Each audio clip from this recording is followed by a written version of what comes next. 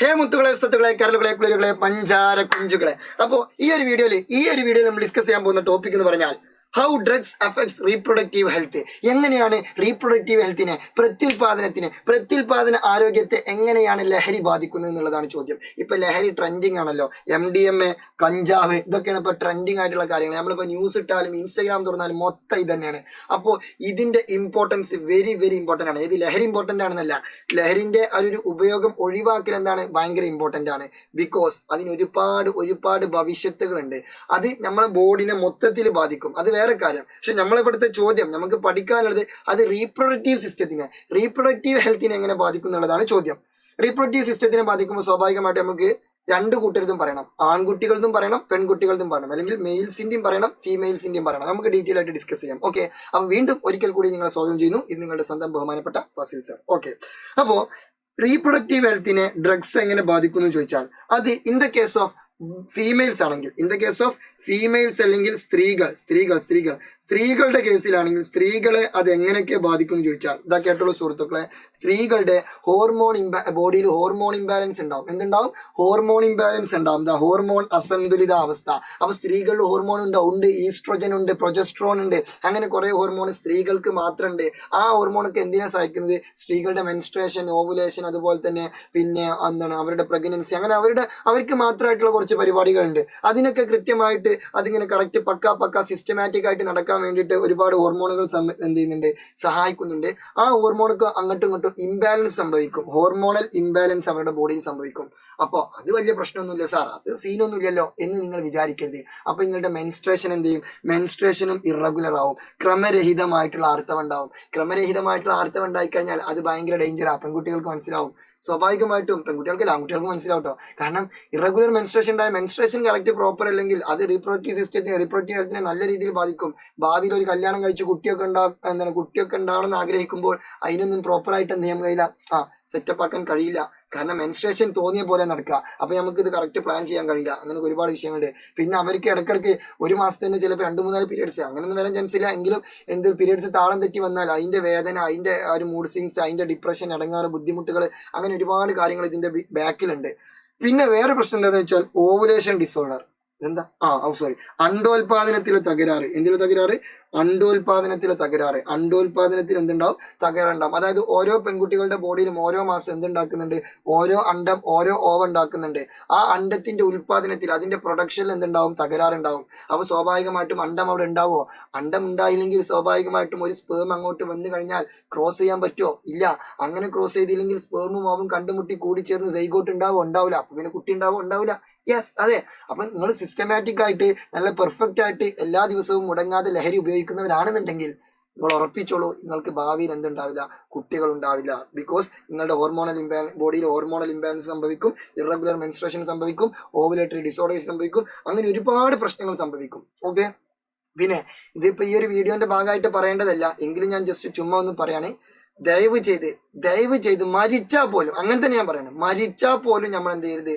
ലഹരി ഉപയോഗിക്കരുത്. അതാണ് എനിക്ക് പറയാനുള്ളത്. കൂടുതലൊന്നും ഞാൻ പറയുന്നില്ല. ഓക്കെ, ഇനി അടുത്തത്, in the case of male ആണെങ്കിൽ, ആൺകുട്ടികളുടെ കേസിലാണെങ്കിൽ, അല്ലെങ്കിൽ പുരുഷന്മാരുടെ കേസിലാണെങ്കിൽ സുഹൃത്തുക്കളെ ഇത് എങ്ങനെയാണ് നമ്മളെ ബാധിക്കാന്ന് ചോദിച്ചാൽ, ഇപ്പൊ ഫോർ എക്സാമ്പിൾ ഇപ്പൊ എന്റെ കേസിലും അതേപോലെ തന്നെ ആൺകുട്ടികളുടെ കേസിലൊക്കെ ആണെന്നുണ്ടെങ്കിൽ, ആൺകുട്ടികളുടെ പ്രധാനപ്പെട്ട ഒരു സംഭവമാണ് എന്ത്? പുംബീജം. എന്താണ് പുംബീജം? അല്ലെങ്കിൽ സ്പേം. ഓക്കെ, സ്പേം ആണല്ലോ ആൺകുട്ടികൾ പ്രൊഡ്യൂസ് ചെയ്യുക. അതാണല്ലോ ഓവത്തിന്റെ അടുത്തേക്ക് വരിക. അതാണല്ലോ കണ്ടുമുട്ടി കൂടിച്ചേർന്ന് സൈഗോട്ട് ആവുക. ആ സ്പേമിന്റെ മോട്ടിലിറ്റി കുറയും. സ്പേം എത്ര? 10-40 ലക്ഷം സ്പേമിനെ പ്രൊഡ്യൂസ് ചെയ്തിട്ട് ആ സ്പേം ഒക്കെപ്പാടെ ഈ ഓവത്തിന്റെ അടുത്തേക്കാണ് വരുന്നത്. അപ്പൊ ഇവരുടെ മോട്ടിലിറ്റി കുറഞ്ഞാൽ സ്വാഭാവികമായിട്ടും സ്പേമിന് വേഗം ഇങ്ങോട്ട് വരാൻ കഴിയില്ല. സ്പേം എന്നിട്ട് സാവകാശം വന്ന് അവസാനം ഇവിടെ എത്തുമ്പോൾ ഇവിടെ ഓവൻ ഉണ്ടാവില്ല. കാരണം ഓവൻ പോയിട്ടുണ്ടാവും. ഓവൻ കാത്തിരുന്ന് എത്ര വെച്ചിട്ടാ കാത്തിരിക്കുന്ന ഒരു പരിധിയില്ലേ? അതെ. അപ്പൊ സ്പേമിന്റെ എന്ത് കുറയും? എഫിഷ്യൻസി കുറയും. അതേപോലെ സ്പേമിന്റെ എന്ത് കുറയും? മോട്ടിലിറ്റി കുറയും. അതെ, പുംബീജത്തിന്റെ ഗുണനിലവാരവും ചലനശേഷിയും കുറയും. ഇതാണ് മെയിൽസിൽ സംഭവിക്കുക. ഇങ്ങനെ സംഭവിച്ചാലുള്ള പ്രശ്നം എന്താ അറിയോ? സിമ്പിൾ ആയിട്ട് പറഞ്ഞുതരാം. അതായത് സ്വാഭാവികമായിട്ടും സ്പേമിന്റെ മോട്ടിലിറ്റിയും ചലനശേഷിയും ഗുണനിലവാരവും കുറഞ്ഞു കഴിഞ്ഞാൽ സ്പേം ഓവത്തിന്റെ അടുത്തേക്ക് എത്തൂല. സ്പെർം ഓവത്തിന്റെ അടുത്തേക്ക് എത്തിയില്ലെങ്കിൽ കുട്ടി ഉണ്ടാവില്ല. അതന്നെ. അപ്പോൾ ഡ്രഗ്സ് യൂസ് ചെയ്യുന്ന ആളുകൾ വളരെയധികം ശ്രദ്ധിക്കണം. കാരണം അവർക്ക് ഭാവിയിൽ എന്തുണ്ടാവാൻ ചാൻസ് ഇല്ല. അടുത്തൊരു ജനറേഷന്, അടുത്തൊരു കുഞ്ഞിന് അവർക്ക് ജന്മം നൽകാൻ കഴിയില്ല. ഇത് നോർമലി പെൺകുട്ടികളും അല്ലെങ്കിൽ ആൺകുട്ടികളും, അല്ലെങ്കിൽ നോർമലി മെയിൽസും ഫീമെയിൽസും ഡ്രഗ്സ് യൂസ് ചെയ്താലുള്ള പ്രശ്നമാണ്. ഇനി ഒരു പെണ്ണ് പ്രഗ്നന്റ് ആയി, ഓക്കെ, ഇപ്പൊ ഫോർ എക്സാമ്പിൾ ഒരു പെണ്ണ് പ്രഗ്നന്റ് ആയി, ആ പെണ്ണ് പ്രഗ്നന്റ് ആയതിനു ശേഷം ഡ്യൂറിങ് പ്രഗ്നൻസിന്റെ സമയത്ത് എന്ത് ചെയ്യാന്നറിയോ, ആ പെണ്ണ് വീണ്ടും ഡ്രഗ്സ് യൂസ് ചെയ്യാം. അപ്പൊ എന്താ പ്രശ്നം? അങ്ങനെ ആരെങ്കിലും യൂസ് ചെയ്താല് 2 കൊടുക്കുക, ഒന്നും നോക്കരുത്. അല്ലെങ്കിലേ പൊട്ടിക്കണം. അതാണ് എൻ്റെ ഒരു വാദഗതി. അപ്പോൾ ഇനി ആരെങ്കിലും പ്രഗ്നൻസിന്റെ സമയത്തും ഡ്രഗ്സ് യൂസ് ചെയ്യുകയാണെങ്കിൽ അപ്പൊ പ്രശ്നം എന്താന്ന് വെച്ചാല്, അപ്പോ ആ ഗർഭസ്ഥ ശിശുവിന് എന്തുണ്ടാവും? വളർച്ചാ വൈകല്യം ഉണ്ടാവും. Developmental disorders in features. ആ കുട്ടിക്ക് ഡെവലപ്മെന്റൽ ഡിസോർഡേഴ്സ്, വൈകല്യം ഉണ്ടാവും. വൈകല്യം ഉണ്ടായിക്കാണ്ട് ആ കുട്ടി ജനിക്കാം. നേരത്തെ ഒരു പെണ്ണ് നോർമലി ഡ്രഗ്സ് യൂസ് ചെയ്താൽ ആ പെണ്ണിന് മാത്രമേ പ്രശ്നമുള്ളൂ. ആ പെണ്ണിന്റെ ബോഡിയിൽ ഹോർമോണൽ ഇംബാലൻസും ഓവുലേറ്ററി ഡിസോർഡേഴ്സും കാര്യങ്ങളൊക്കെ ഉണ്ടാവുന്നുള്ളൂ.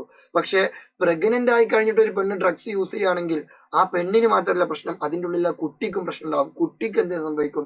ഗർഭസ്ഥ ശിശുവിന്റെ വളർച്ചാ വൈകല്യം ഉണ്ടാവും. അതുപോലെ തന്നെ ഗർഭസ്ഥ ശിശുവിന് വൈകല്യങ്ങൾ അങ്ങനെ അല്ലെങ്കിൽ ഡിസോർഡേഴ്സ് ഉണ്ടാവും. പിന്നെ മാത്രമല്ല, മേ ബി മിസ്കാരിയേജ് സംഭവിക്കാം. ഗർഭം അലസി പോവാം. ആ ഗർഭം ഇല്ലാണ്ടായി പോവാം. ഗർഭം ഇല്ലാണ്ടായി പോയി കഴിഞ്ഞാൽ ഒരു കുട്ടി ജനിക്കാതെ പോകും ലോകത്ത്. അപ്പൊ നമ്മൾ കാരണം ഒരു കുട്ടി ലോകത്തിൽ എന്ത് ചെയ്യുന്നു? ജനിക്കാതെ പോകുന്നു. ആ കുട്ടി എന്തെങ്കിലും തെറ്റ് ചെയ്തോ നമ്മളോട്? ഇല്ലല്ലോ, ഒരു തെറ്റും ചെയ്തിട്ടില്ല. നമ്മൾ കാരണം അങ്ങനെ ഒരു കുട്ടി ജനിക്കാതെ പോവാന്ന് പറഞ്ഞാൽ നമ്മളൊരു കൊലയാളിയാണ്. അങ്ങനെ തന്നെ ഞാൻ പറയും. ഓക്കെ. പിന്നെ മൂന്നാമത്തെ പ്രശ്നം എന്ന് വെച്ചാൽ എക്ടോപിക് പ്രഗ്നൻസി. എക്ടോപിക് പ്രഗ്നൻസി എന്ന് പറഞ്ഞാൽ ഗർഭാശയേതര ഗർഭധാരണം.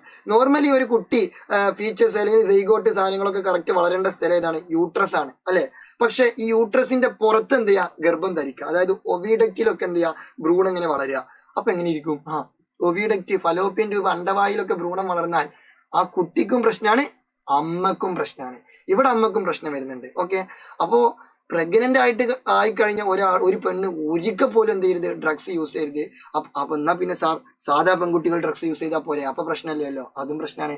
കാരണം ഡ്രഗ്സിന്റെ ഒരു വിഷയം എന്താണെന്ന് വെച്ചാൽ, ഇത് നമ്മൾ സ്ഥിരമായിട്ട് യൂസ് ചെയ്യുമ്പോൾ ഇത് പിന്നെ നമുക്ക് യൂസ് ചെയ്യാനുള്ള ഒരു ടെൻഡൻസി വരും. നമ്മൾ അതിന് അഡിക്റ്റഡ് ആവും. അഡിക്റ്റഡ് ആയി കഴിഞ്ഞാൽ പിന്നെ നിങ്ങൾ പ്രഗ്നന്റ് ആയി കഴിഞ്ഞാൽ നിങ്ങൾക്ക് അത് യൂസ് ചെയ്യാൻ തോന്നും. അപ്പൊ ഡേഞ്ചറാണ്. അപ്പൊ നിങ്ങളെ കുട്ടിനെയും അത് ബാധിക്കും. അപ്പൊ ആ ഒരു ബോധ്യം നമ്മൾക്ക് എല്ലാവർക്കും ഉണ്ടാകണം. എന്നാ സാർ ഞങ്ങൾ ആൺകുട്ടികൾ യൂസ് ചെയ്യാം, പെൺകുട്ടികൾ യൂസ് ചെയ്യണ്ട, ഒന്നും കിട്ടും, ആരും യൂസ് ചെയ്യണ്ട. അതൊന്നല്ല ഒരു സ്പിരിറ്റ്. അതിനേക്കാൾ വലിയ ലഹരി വേറെ ഉണ്ട്. നിങ്ങൾ വേണമെങ്കിൽ പാടത്ത് പോയിട്ട് പന്തളിക്ക്, അതൊരു ലഹരിയാണ്. അല്ലെങ്കിൽ 2 പടം കാണ്, ഫുഡ് അടിക്കാൻ പോവ്, കുളത്ത് പോയി ചാട്, മുങ്ങിക്കുളിക്ക്, എൻജോയ് ചെയ്യ്, അതൊക്കെയാണ് ലഹരി. അല്ലാതെ കുറച്ച് ഡ്രഗ്സ് എടുത്താണ്, അതല്ല ലഹരി. ഓക്കെ. അതാണ് ഈ ഒരു വീഡിയോന്റെ ഏറ്റവും അൾട്ടിമേറ്റ് കേട്ടോ. ഇത് നിങ്ങൾ പഠിച്ചില്ലെങ്കിൽ എനിക്ക് കുഴപ്പമില്ല. പക്ഷെ നിങ്ങൾ എന്ത് ചെയ്യരുത്? ദയവ് ചെയ്തിട്ട് ലഹരിയും കാര്യങ്ങളൊന്നും യൂസ് ചെയ്യരുത്. ഇനി ഒരു ചോദ്യം വെറുതെ, എന്തായാലും ഇപ്പൊ ഇത്രയും പറഞ്ഞല്ലേ. ഓക്കെ. ഒരു ചോദ്യം വെറുതെ, സിമ്പിൾ ആയിട്ടൊരു ചോദ്യം.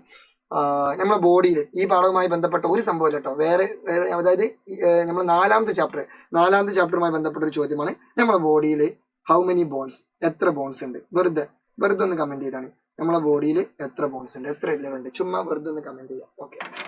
അപ്പോൾ എല്ലാവർക്കും വീണ്ടും നന്ദിയും നമസ്കാരവും നേരുന്നു. ഇത് നിങ്ങളുടെ സ്വന്തം ബഹുമാനപ്പെട്ട Kunjappu sir. Okay. Good night അല്ല, എന്തെങ്കിലുമൊക്കെ ഗുഡ് നൈറ്റ്.